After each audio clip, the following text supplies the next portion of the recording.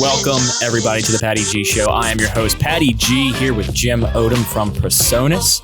We are about to get started here in Uncle Earl's in Baton Rouge, Louisiana. I am super excited to learn more about his story over the years and where he's grown his business to and kind of where things are today. So I'm excited to get started. And as always, our show is brought to you by Alvarez Construction. If you're looking for a home or looking for a place to build your family, check out Alvarez. Without further ado, Jim, welcome. Welcome. Thank you. Glad to be here. Yeah, thank you for coming on. I'm glad we're able to make this happen. Yeah. Booked a few months out in advance, but we're able to get it on the calendar. Nothing's happened in those past few months either. Yeah, nothing. It's been mellow. Which is good, though. Yeah. It's like, it's the relaxing to a new year. It's It's a nice, diving in. nothing has happened in 2021. Really? No. Well, not yet, at least. I think a few things have happened. Just one or two, right? Yeah. Louisiana just got over a massive freeze. Texas is still working to get over the massive freeze. A couple of things went on in Washington, D.C. Yeah. Yeah. Handful. Yeah. But for those that are listening and may not be aware, what do you do? Who are you? Who is Jim Odom? I was born and raised in Baton Rouge, Louisiana. Grew 1961, July 14th, born and raised. 4 days away from me. Is that right? That's right, July 18th. All right. See, my brother likes cancer. All right. No, I grew up in Baton Rouge. I grew up in South Baton Rouge. Okay. My pretty large family in South Baton Rouge. And, spent my life going out to LSU, listening to free concerts as a teenager. My family's full of civil engineers and entrepreneurs, so I was around that as a kid a lot. I went to St. Aloysius. Okay. After that, I went to University High School for a little bit. At University High School in, I think it was 9th grade or 10th grade, I was elected president of the school choir. Okay. Yeah. So you can sing a little bit. And I wasn't a very good singer. I think the reason they gave me the keys to the auditorium was because I said, let me put on some rock concerts for the school. So I got elected. So I became president of the choir. So we put on rock operas and jam sessions, and we put on how to play in a rock band, all kind of stuff. But anyway, I guess I'm kind of jumping ahead, but I went to U-High. Then after that, I went to Baton Rouge High in 10th grade. 10th and 11th grade. Then 11th and 12th, I graduated from Baton Rouge High in 79. Okay. Right? Played in the jazz band in Baton Rouge High. I was in a jazz band as well. Really? Yeah. Cool. Tenor sax. I played jazz guitar. Nice. I had a brother play guitar. Really? And then another one played drums. It was three of us. We could basically make the whole jazz band. You could be the Jonas Brothers. Yeah, well, no, our music career quickly tanked after about 2 years of doing it. Yeah. Yeah. But in fact, I got a lot out of high school. My senior year in high school was amazing. We were playing these jazz festivals like in Houston, in New Orleans, and Baton Rouge. And there was a festival at Loyola. I think it's called a Regional Jazz Festival and something high school fest. I won a scholarship to Berklee College of Music my senior year. Berklee is in Boston, Massachusetts. And the funny thing about that, 100 bands, they're going over awards, and they come out and they called my name. You won a scholarship to go to Berklee. And I ran to the payphone because guess what? There's no cell phones. Hey, Mom, no cell phones. I'm going to California. I had no idea where Berklee was. Never even heard of it. But you knew you were going to California. But I thought I was going to, lo and behold, I was going to go to Boston instead. So 6 days out of high school, I moved to Boston. Started studying jazz guitar. Wow. Mm-hmm. That's a fast transition from high school to then being on your own fully in a foreign city. You didn't know where you was to begin with. It was amazing. And you don't have the technology the funnest part was? What's that? You meet all kind of people, right? From all over the world. place like Berkeley, right? And so I met this guy. I don't think he's from Watertown, New Jersey, or New York. I don't know where it is, which is part of the fun. I tell these people where I was from Baton Rouge, Louisiana. They would go like, okay, where is that on the map? And I'd have to go, think about the Mississippi River, follow it all the way down to the Gulf of Mexico. That's where I live. That's right. They literally had no idea where Baton Rouge was. Wow. Zero. It was fun. Yeah. But anyway, the kind of players that were at Berkeley College in 1979, Pat Metheny was hanging around. Steve Vai was hanging around.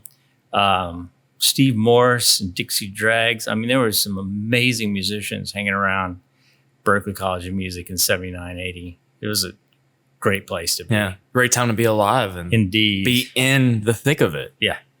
Yes, indeed. So you're at Berkeley on a place that's not California, but more up here, right? Really, if I'm getting my geography colder, right. Much colder. Yeah, much colder. Yes, indeed. I think I've been to. No, I don't even think I've ever been to Boston before. Boston, you got to go to Boston. I know it's on my list. My list of places cool to place. go. But so you're on that side of the country. You go to college. You get your degree in. Actually, I didn't get a degree. Okay. I found out after being in Berkeley for a couple of semesters, nobody gets a degree from Berkeley. You go there, you jam with your bros, then you go on the road. Okay. You might come back. Most people don't. Like wow. John Mayer, he goes for a semester. You just go for a semester or two, kind of get your chops up, and you hit the road. You go play, you go make records. You go make money. Yeah, you put into action what they teach you before they even have the chance to give you a diploma. What's a degree going to do for you? And that, yeah. I don't think they're going to say, and from Berkeley with a bachelor's in. You didn't hear that. You never heard any the of that. Grammys, did you? No. Where's his degree from? Where's their degree from? You never heard it. No, you didn't. But that's what music school is. More like band camp. On steroids? Yeah. But anyway, so I went there. Then I right after that, I got another scholarship to Loyola University in New Orleans. I came back and went there and played in the jazz band there for a semester. Okay. What attracted you to jazz? I had a band director, a guy named Lee Forshey, that was at Baton Rouge High, and he was really well known. Randy Jackson, the famous Randy Jackson. So he's from Baton Rouge. So right. Randy was taught by Lee Forshey. A lot of people, great players, were taught by this guy. He played in Woody Herman's band. He was a trumpet player. And in fact, I got recruited from U-High. I was at U-High, and I went to like this band camp from between 10th and 11th grade. And Lee Forshey comes up after we jammed for him. He goes, I want you in my band. And he calls my mother on the phone and he goes, your son's coming to Baton Rouge High next semester. And she goes, who the hell are you? who are you and how do you know my son? That's right. But anyway, so there was that band director. So I'll go there and he gave me all these tapes. He says, listen to all these players. Wow. And then I just dove in head first, started playing jazz. It was his fault. Yeah. It's his fault. Yeah. He was a really cool guy though, man. Just a hell of a musician. Yeah, and especially in like the New Orleans area, playing jazz, you fit in. Yeah, you do. You're not the sore thumb that's kind of sticking out. Like, what are you playing over there? Like, this is. No, it was fun. It was a lot of fun, And then went to Loyola on a scholarship, and it really wasn't for me. It was just it was too traditional. The music was too like orchestral. I had to study classical and jazz, and it was just. I just went into it. You wanted to play. I wanted to play. You wanted to jam. Yeah. So then where did that take you after that? Okay, this is where the story gets kind of diverged. I was also kind of nerdy a little bit at the time, so. Nerdy in what respect, though? Building Heath kits. Heath kits is electronic kits I used to build, like little radios and stuff like that. And I went and tested in LSU in electrical engineering, computer engineering back then, which was kind of very beginning of computers. So I went there a semester right after Loyola. So I gone to Berkeley, Loyola, then to LSU. Was in the middle of the semester at LSU and doing pretty good. And I got a call from this band called Louisiana's LaRue, which is a band at the time they were on RCA Records. I guess I was about 21, so that's 2-3 years, yeah, about 21. I got a call from them in the middle semester. Hey, man, our guitar player just quit. Would you like to join our band? So I left college at about 21 years old and joined with this band called Louisiana's LaRue, signed with RCA Records, and took off on a whole nother career. Yeah. And they had already had something kind of in the works that you were able to jump on. They had 3 albums on Capitol Records, 1 on RCA, and this was the second RCA recording. Yeah. Okay. So you came into a band that already had chemistry. Yes. How was that? Well, you find out real quick what not to say. Because it's already been said, it's already been discussed, and they have opinions and everything. But they were a great bunch of guys, to be honest. Super bunch of guys to be around. In fact, the drummer in the band studied with Lee Forshey. Okay. The trumpet player that was in the band studied with Lee Forshey, the same band director. Wow. So it was kind of this whole thing going on, and so, but at the time, I mean, the band was kind of at its peak, honestly, because they'd just come off top 10 single with Nobody Said It Was Easy, which was on RCA. And so we were doing follow-up record on RCA Records right after that. And they were great. Yeah. So what is that process like, kind of creating a record and going through the record deal process, getting something out there? What does that entail from somebody from the outside looking in? We don't always see as the end product. What is it like kind of going through the nitty gritty of creating a record? Well, it's different for every artist and every company.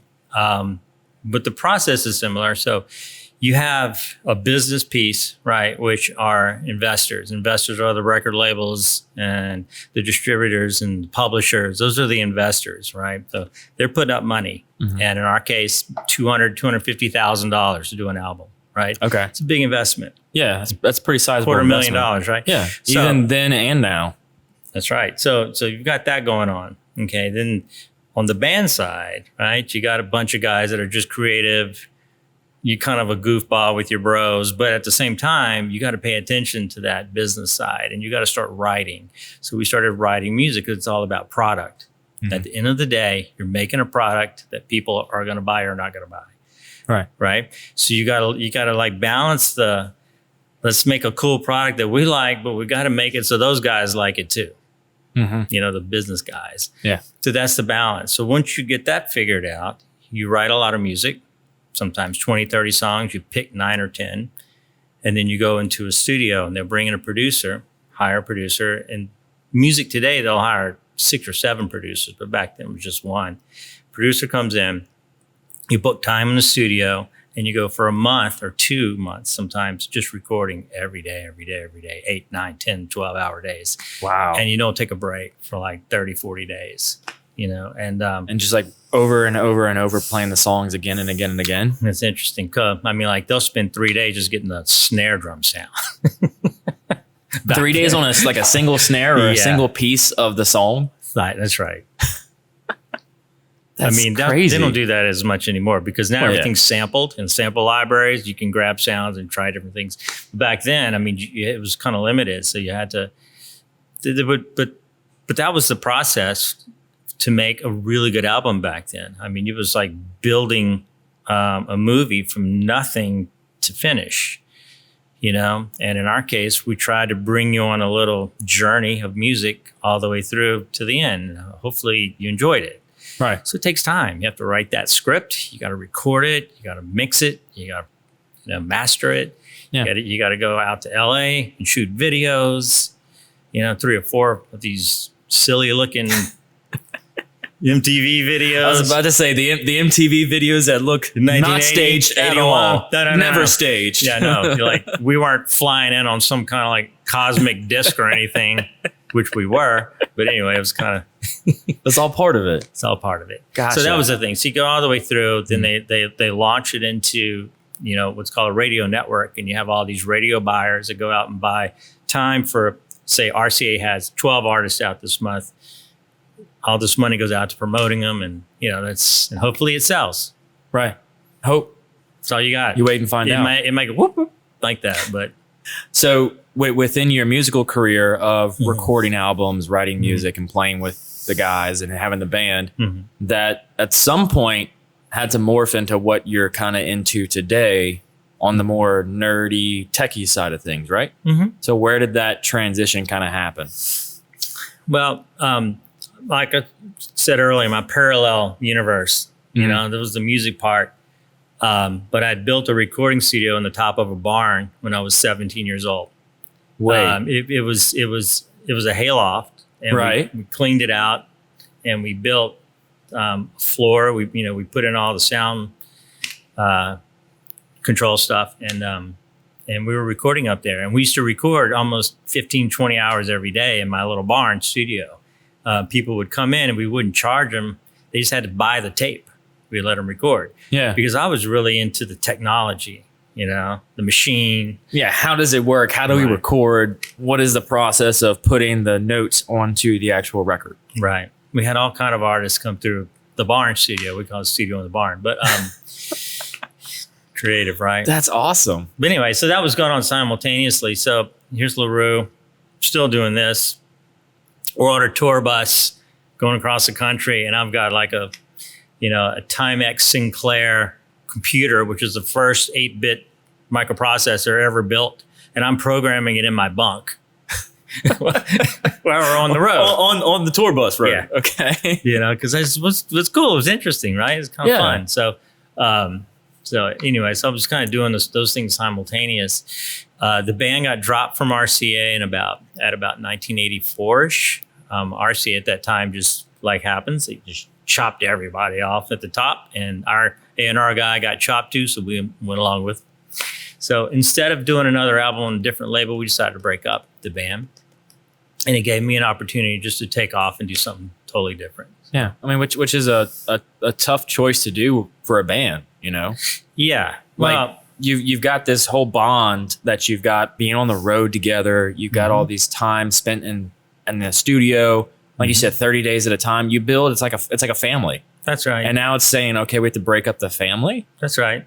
You know, it's different. Call. I mean, like the kids wanted to leave the house at that time. I mean, we wanted to take a break. Yeah, we had one of our band members, Tony Hazelton, went to Nashville and wrote, a bunch of top 5 country's hits. Wow. That's what he wanted to do, and he did it. He killed it, for many years.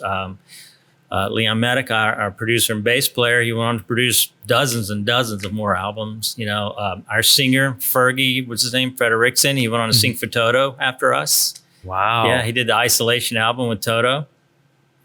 Right. So they went on and continued in the field. Yeah. And you just said, I'm going to go and continue in the tech side of the tech side of this thing, So I went deep into that. I mean, real deep into it. I moved to Los Angeles and was working in several studios and recording and playing and doing more tech stuff. So how did you get PreSonus kind of started?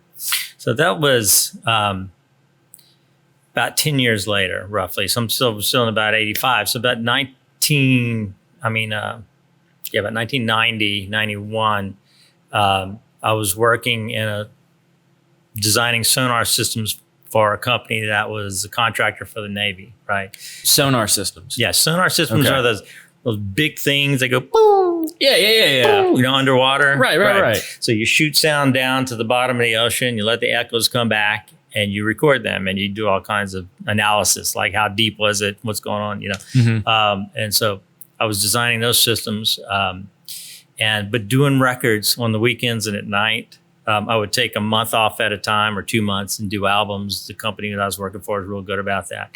Wow. So I just started coming up with, we can't make a record the same way we used to make them. Yeah. So because things were becoming downsized a lot, things were becoming digital at the time. Instead of these giant tape machines, we were making music on these smaller cassettes that were digital cassettes, but they were 8-track cassettes. So you could stack them for 24 tracks of audio. So I started designing products to solve some of the problems in that environment. Right. Which at this time, our general audience is anywhere from 25 to 40. Right. That thought of having the technology at the time is not relevant. Like I can't picture what that piece of equipment looks like in my head. But I can picture what has can now. you imagine a VHS video cassette? Yeah. We used to put 8 tracks of audio on that. Wow. Okay. It was called an ADAT. An ADAT? Wow. Okay. Can't believe it. I know what that is. No, that's awesome. Yeah. So what you would do is you would stack 3 of these ADAT machines to get 24 tracks of digital audio. And a lot of great records were made like that. Alanis Morissette's first album was made like that. I don't know if you know what that is. It's a great album. A lot of records were made like that. So then that eventually became part of the computer system, right? And now you record on the computer. But we were, so I was designing these products kind of on paper, you know, and on like the PC computers we had at the time. And I designed an automation system that was for mixing audio, mixing music, and also designed for live sound performance, right? For automation and things like that. Which is entirely different. Being in the studio and being live, way, way different. That's right. But we were merging them. Okay. Even in our first product. So I built that first product at night with another gentleman named Brian Smith. And over about a 2-year period, we went to a trade show called the NAMM Show in California. It's in Anaheim, California, in January of 1995. And we had our first product called the DCP-8. Right, it's a digital controlled 8-channel processor for automation and live sound automation, right? And we got top 10 products of the show out of maybe 800 other vendors. Big vendors like Yamaha and Fender and blah, blah, blah, right? And y'all are this... We got top 10. Did y'all have a name at the time? PreSonus, that was the name of it. PreSonus, okay. Came up with the name like a week before we went to the show. Had to do like a label maker and stick it on the product. It was a little bit like that. That's right. Don't look behind the little screen there because you might see what's really going on. But seriously, so we did that and we came back from that show and we started a company. Wow. So from that, y'all knew we got 10th. Right. Clearly our product is good and at least enough to compete with people. It's like I always look at it like this. Somebody in the whole world is at least going to buy one. That's right. Can you run a business on one purchase? Right. That's a different question. So then, that was the thing. We wanted to be able to appeal to a very large audience with the first product. Thinking about who's going to buy it, how we're going to manufacture it. So we came back and we started a small factory, and we built them ourselves for the first 2 or 3 years. And y'all were still in California, or had y'all moved? We were here in Baton Rouge. Y'all back in Baton Rouge. I'd moved back here. Yeah. Yes. So you moved back to Baton Rouge and you started manufacturing the very first sets, and y'all were assembling and building all the parts together, or did y'all have a line for that?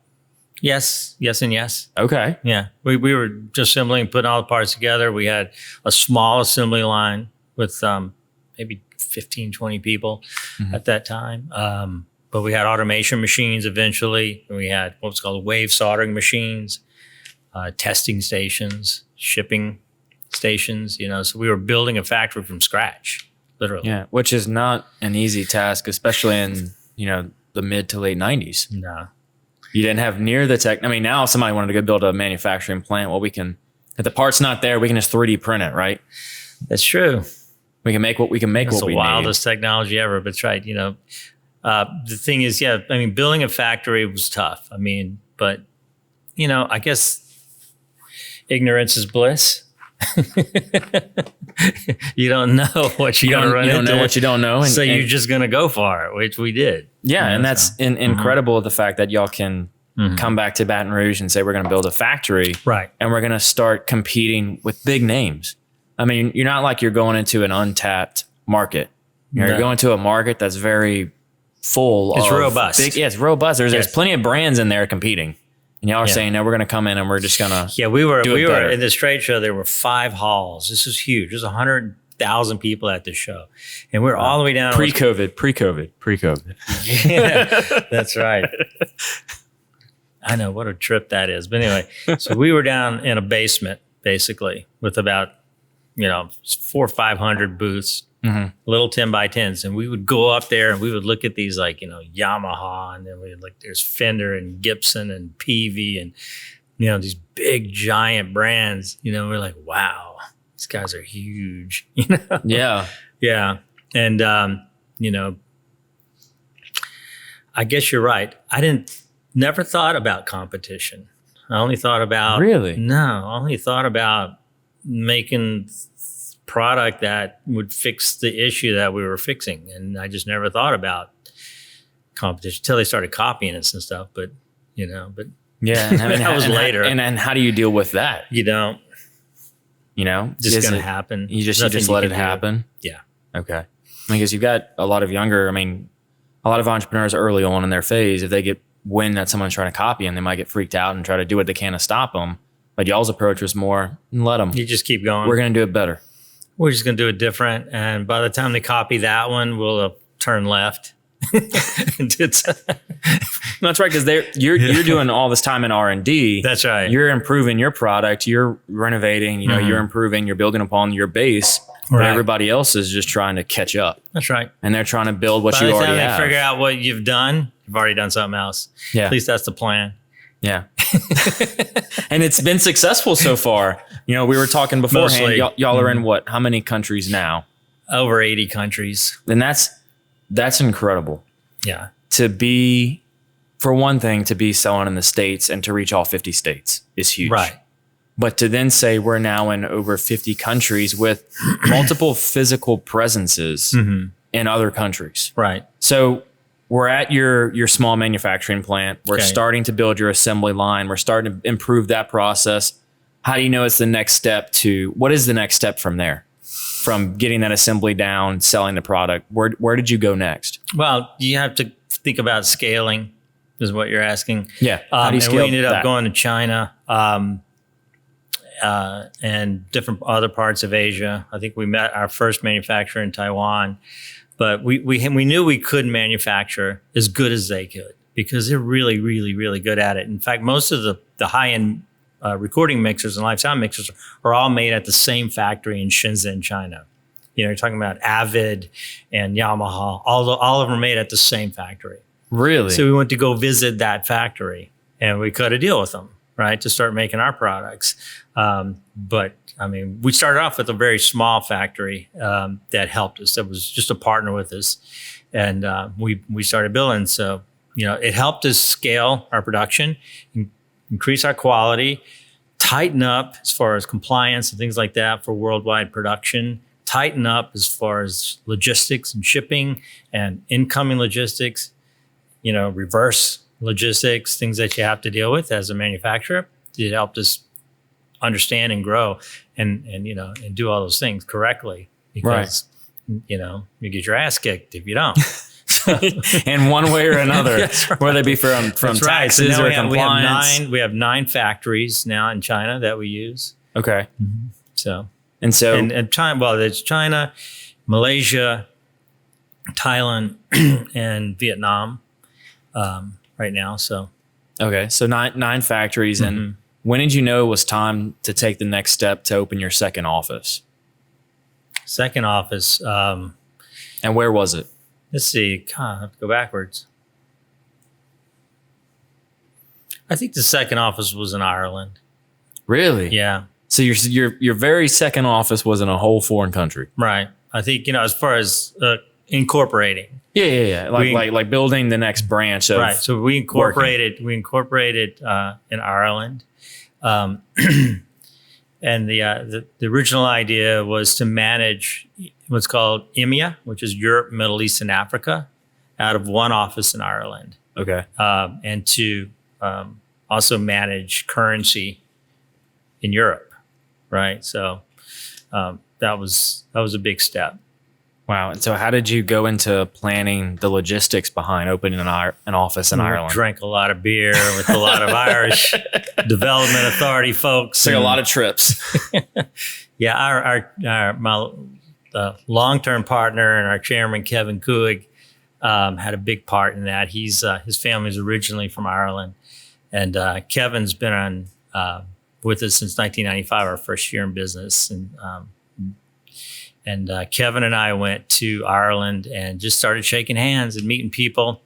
The Irish Development Authority took us carried us around and showed us buildings, and they gave us incentives and tax breaks and everything else to open up a facility there. So it took us a few years to finally get it all set up and running, but we did. So yeah, I mean, that's a big undertaking from a company that, at least I'm thinking of it from a tax perspective specifically. It's like, wow, there's so much that goes in the thought of doing business in a foreign country and then having to merge all that here and there. And it's not an easy step. No, yeah, consolidating financials and all that kind of stuff. But that was our first office opening. Our second one, incorporation, was in Hong Kong. So we have a Hong Kong Limited, and that was probably about 13 years ago now, maybe. And we use that office to manage a group of people that manage the factories, right? They manage quality control, they manage sourcing, they manage logistics. So you have a group of guys that goes out every day to factories and does quality checks randomly all over the factories. Wow. So I mean, you've got and I guess that kind of makes sense. Your first office is, let's worry about the sales, and the second office is, let's maintain that now that we've got all these other sales. Correct. So, and then moving from that to like new product development, what does that process look like? I mean, you would think in a technology like we have today, there's a lot that's already out there. So how do you stay kind of ahead of the curve with the products and with people that are already still in the same business? A lot of those, if you're asking just like, where do the ideas come from? Or where do the ideas come from? It's interesting. So like, I'll back up a little bit. We opened up a third office, fourth office in Hamburg, Germany in 2008. And that was based on product development, right? So somewhere in the early 2000s, we're going, the whole world's going to be software eventually. So we need a software piece of our company. We really need to start thinking about this. So, we went out and started meeting different individuals all over the world. And we ended up with some good relations with two people in Hamburg, Germany, that were originally with Steinberg. I don't know if you know Steinberg, Cubase and all that. Yeah. Those different software. So it was some of the original programmers in that company wanted to start their own business. So we helped fund it in Hamburg. We then moved it to Ireland. So we actually have two companies in Ireland. Even though they're still in Hamburg, the company's managed from Ireland for tax purposes. But that started what we call PreSonus Software Limited out of Hamburg. And now that office has about 23 people in it, programmers. Wow. Right? And they design Studio One, and they design a lot of the software that's in our big mixers and things like that. So back to your point of how do you follow innovation and how do you come up with ideas? Well, you get smart people around you. Like these guys in Germany, they're intense, and they're nonstop ideas. And then we have product managers, and their job is to look at markets specifically. Each of the product managers have a specific market they study, and they'll start following trends. And then we have an advanced technology engineering few guys or more that say, hey, look, here's a new microprocessor, came out of the phone industry, but it's going to be great in music products. You can do this, this, and this. Can you see an application? So those things, so where those technologies and those opportunities from the market meet, that's where innovation lives. I love it. Yeah. And so how has your day-to-day kind of changed over the years? Mine? Yeah, yours. Going from building the technology all over the hands. place. Yeah, from janitor, rocking out on the guitar, rocking out. So now, I mean, what does the day-to-day look like still running PreSonus and being in the position you're in? We have some fantastic executives in our business. Our CEO actually lives in Seattle, Washington. Okay. Yeah, he's brilliant. And and our CEO, COO, and I, and our EVP of product, we all are in the building here with about 100 other people. And my day to day is product and technology, the same thing I've always done.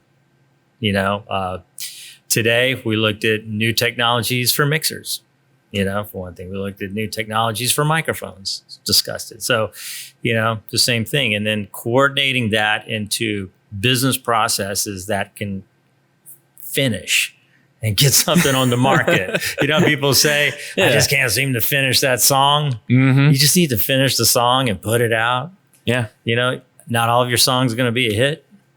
And you just need a couple of them to hit. You put them out there and you just keep putting the products out. That's right. And it's making sure that you have more hits than flops. That's right. Yeah. Like if you would have written that song, My Sharona, you'd be really rich right now. That's right. So, yeah. So, you've got all this product development and you've got all this stuff happening. Yeah. How are you able to kind of push forward and within everything occurring with COVID? Y'all are working with like live audiences, right? Mm-hmm. Live mixing. That's part of our business, right? Is a part of the business. Mm-hmm. What have y'all done within the past year to kind of revamp the business model and get it back out there now that live events aren't happening? Back to market-driven opportunities, the market definitely switched quickly, right? So live performance is off, but what we're doing here, the live streaming, and I'm on Zoom and you're on Zoom, mm-hmm. and I'm at home because I can't go in my office. Shit, I'm also sitting in my studio, so I'm going to make more music because I'm at home now. I can like take a break and nobody knows that I'm actually like working on some beat, some thing, and then I turn that off. I'm back on Zoom with my hat on, and I'm looking like so that market opportunity was huge last year for media production companies like ours and others. Oh yeah. We make studio monitors for your desk, right? Also your studio, but they're great for your environment. We make microphones, we make USB microphones, we make interfaces, we make software for that too. So I think what we did is, nobody knew what was going to happen in March, right? February, This is weird. What? March, market crashes. Is anybody going to have any business this year? Is anybody going to have a job this year? But what happened was people went home and people are creative and they just started building their environments. And so we pivoted because they forced us to into more of those kind of products, which overtook the live sound business in some ways, completely for all of last year, and it's still continuing. Well, I can tell you right now, forecasting live sound products like mixers and speakers, we make loudspeakers for concerts. Yeah. People are starting to buy them all of a sudden. So really, people are looking forward to live music again. It's coming back. So that's good news. Yeah. They're starting. I know that we've got some local places here in and around Baton Rouge that mm-hmm. are starting to push, hey, in March and April and May, we've got some live concerts happening, because they've figured out a way to get a controlled number of people there, but also the acceptance of streaming, the acceptance of concerts and what have mm-hmm. you are now okay to be viewed on a live and streaming platform, whether it be Facebook or Twitch or whatever the platform is. People are okay with it now. I thought it was a blast at the beginning. I had fun. My bro, Chris LeBlanc, I'd go every Friday, say, we're putting on LeBlanc, putting him on my big screen. And we're gonna I'm gonna get a beer and we're gonna watch him. And I'm gonna Skype him. Whatever, you instant message him and stuff. And we were doing that. We had a blast. Quite a few of my bros were doing that, and we had fun watching them. Of course, I think probably I'm like everybody else. Eventually, you just kind of stop doing it, but it kept those guys alive. It really kept them. Yeah. With a little bit of a revenue stream in the middle of all this stuff, So that was big. But yeah, it's time to be able to get around other people and watch mm-hmm. music, because it's so much better. Yeah, I think we're at a phase now, mm-hmm. or we're at a state in the actual, the COVID life, that we're able to work around what we initially couldn't. Right. We figured out how to live through this, how to continue daily lives, how to go back to the office, how to go back to public settings. And now it's like, all right, what's the next step? Mm-hmm. Doing something in person. That's true. Like making getting rid of the Zoom calls. Let's go, physical. And a lot of businesses are going to stick with virtual because it works well. You know, y'all CEOs and y'all C-suites are everywhere. And so it works well that everybody knows how to use the technology. But at the same time, we're human. We like that face-to-face interaction. I mean, I go in my office. We still do all of our meetings by Zoom, even though we're all in the office together, just for out of respect. Right. You know, we don't go into a conference room where we're sitting next to each other. So we stay in our little cubicles or our desk or our offices out of respect. And it's fine. It's convenient, honestly. So what? It works well. You know, and there are situations, you know, like let's say we're trying to be creative, you know, like in an engineering meeting, we're trying to be creative, trying to invent something. It works better when we're all in a room throwing footballs at each other and, you know, just coming up with a whiteboard and you're writing stuff on a whiteboard. You're just inventing something new. Yeah. You know, that it works better for that. Right. But it's at the same time, we're able to keep business moving forward. That's right. So our meetings now, it's really nothing that one guy's in Ireland, another guy's in Germany. I'm in Covington a lot because that's where I live. And then, you know, because guys in Baton Rouge here, it doesn't matter now. We're so used to it. We're comfortable with it. So. And I had a meeting today that would have been in person, but because, you know, and they're in downtown Baton Rouge and I'm in Mid-City. Right. You know, but it's because it's so much easier and quicker to hop on a Teams call or a Zoom call or a Skype call or whatever you're using, that we can still get the job done. We can still have the conversation. We can still be productive, but I don't have to worry about paying for parking downtown. I don't have to worry about parking my truck downtown. How much time would you lose driving all the way there in Baton Rouge traffic? It's a 40 to go from Mid-City to downtown Baton Rouge is a 30 to 45 minute drive. Easy. Now, you ask me what time that would have taken last Monday and last Tuesday, double or triple that. Like to get from Government Street to like, you know, College or Lee was it easily an hour and a half drive to go through all that because we don't know how to drive in snow or ice or anything cold. Yeah. So you can mitigate those problems. Exactly. And it's fine. So that's not going away. No, it's the new normal, and it's how do we move forward? How do we bring back lives safely, efficiently, and effectively? You know, and it's how do we get places like, you know, Uncle Earl's back operating? And how do we get places safely functioning? Yeah. So it's the next step. It's got herd immunity, I think is what they try to call it. And I think that's going to absolutely happen. Don't know exactly when, but it's already happening. Yeah. You know, we're seeing the benefits of being smart right now, and it's going to happen. Oh, yeah. Just a matter of time. So within your career, you've seen a lot of stuff from, you know, the 70s, 80s, late 90s, early 2000s to now COVID. I'm sure you've kind of gathered some lessons along the way. And as we start to wind down the show, I like to ask a set list of questions. And one of those is, what are some lessons you gathered along your journey thus far? I think that, you know, one of the most important things I did that may apply is just perseverance, because it could look like really bad and then 6 months later be totally different. Yeah. And so, you know, COVID kind of proved that a little bit, you know, but it's like that all through life. Don't let the things that look like they're going to take you out bother you too much, because it's probably just going to go away, you know, unless it's something, you know, detrimental like health. But things like, say you're trying to build something and it just doesn't look like it's going to work. Just don't stop, you know, just get it to a point where you're either going to close it down because it makes sense, but don't stop. I mean, because I think that there's always opportunity for what you're doing. Yeah. You know, so I love that. It's that mentality of if you build it, they will come. Yeah. It works in music. It works in life. It works in relationships. You know, I mean, sometimes relationships may not work out. So what? But if you're really into something, you know, you're going to go through it. That's, I think, what I've learned is just put your head down and go. Yeah. And be patient when you go. Right. You know, the best overnight success is 10 years in the making. We're an overnight success.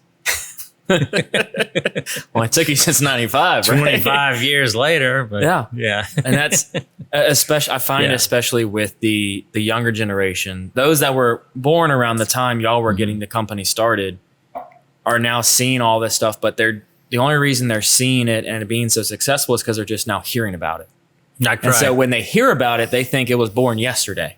Absolutely. And they're like, well, I want to go and start a brand, a business or an idea. And I expect it, by March to blow up. Right. And to be super successful. But like you said, y'all are an overnight success 25 years. That's right. And so it's that patience, keeping the head down, moving, grinding, and making things happen. If you believe in it and you have some traction, you need a little bit. Just a little bit. Like people care about what you're doing.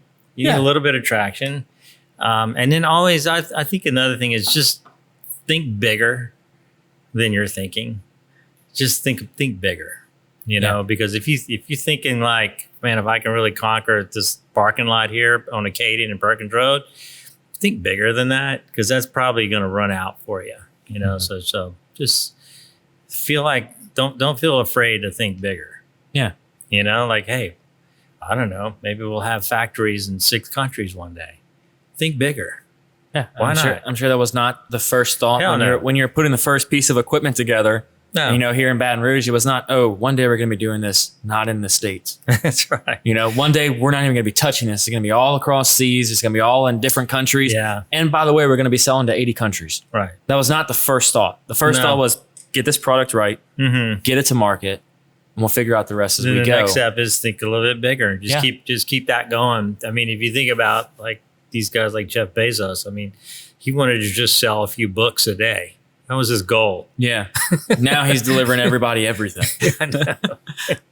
So you've got 80 countries you're selling in. You're in 6 countries office-wise, or more than that now, I'm sure. Well, yeah, it depends on how you look at an office. But yeah, we had people working for us in at least 7 or 8 different countries. At least 7 or 8 different countries. But you're here. You're here in the Covington, Baton Rouge, Louisiana area. And you've been around the country and now, around the world with the business. What has kind of kept you here within Louisiana, within this, this city or even this state? Family. I don't like cold weather. Last week was miserable for you, I'm sure. Yeah. I just like the music. I'm real attached to the music. I'm attached to the people, so I think that had a lot to do with it. You should have heard like when we were starting our business, it's like, where are you located again? I got to go all the way to Baton Rouge. Well, how do I get there? I-10. Yeah, right. Well, I'm talking about, people like a vendor that was coming down to set up a robot machine to make what we call a pick and place, which was like making printed circuit boards. Where are you guys again? So, it was that kind of thing. But we just like, family and people and music, and food. The food. Yeah. Yeah. The food will keep anybody here. No kidding. Mostly because they can't leave after they ate a whole meal. They got to sit down and stuck here. Yeah. Okay. And we've recruited quite a few people from around the world to live here. Really? Oh, yeah. So it's been attractive enough for people to come from outside the country to Baton Rouge. We've had several international people come and stay, but not permanently. But we've had people from Washington State, from California, from New York, from Chicago, all moved to Baton Rouge. Which is exciting. Yeah. It's exciting as being a born and raised Baton Rougean. Right. It's exciting to see people come from outside of the city, outside of the state, move here, fall in love with the place, and say, I want to stay. Right. And then they end up doing. Yeah. And that's incredible to see that that's actually happening in today's society. And everybody's like, I want to, Baton Rouge is a spot to stay. It's not a spot to do what you can and then leave and go do something greater. The opportunity's here. That's right. And especially if COVID's proved anything, we can work around the world from anywhere. Absolutely. Yeah. Yeah. Oh, yeah. So what is something that you did as a kid you wished you could still do today had no one stopped you? Play piano better. I don't know what. Okay. Like, Elaborate on that. Yeah, I don't know. That I could do as a kid that somebody stopped me from doing. That somebody, something, you did it as a kid, and then all of a sudden life got in the way and stopped you from doing it. Oh, wow. Got an interesting childhood, so it's hard for me to say I got stopped at any point anywhere. Right. I don't know. But that's just, you've stumped me. I've stumped you. Yeah, I can't think of something that I got stopped doing. Then what's one of your favorite childhood memories? Oh, okay. I